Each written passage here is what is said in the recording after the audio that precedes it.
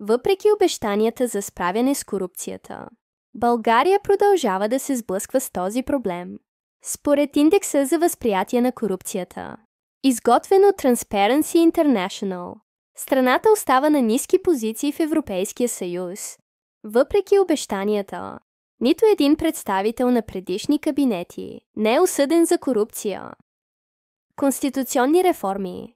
През август 2020 година, по време на масови протести, Борисов предложи свикване на Велико народно събрание за промени в Конституцията, включително намаляване на броя на депутатите и реформи в съдебната система.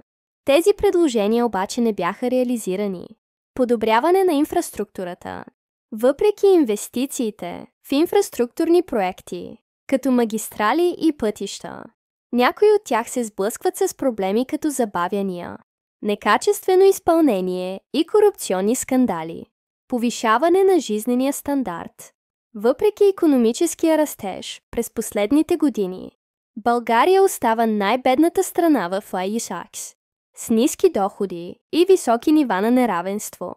Прозрачност и отчетност в управлението.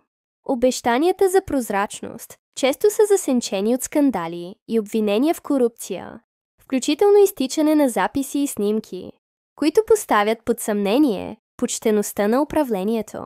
Тези неизпълнени обещания допринасят за недоволството сред гражданите и подкопават доверието в политическата система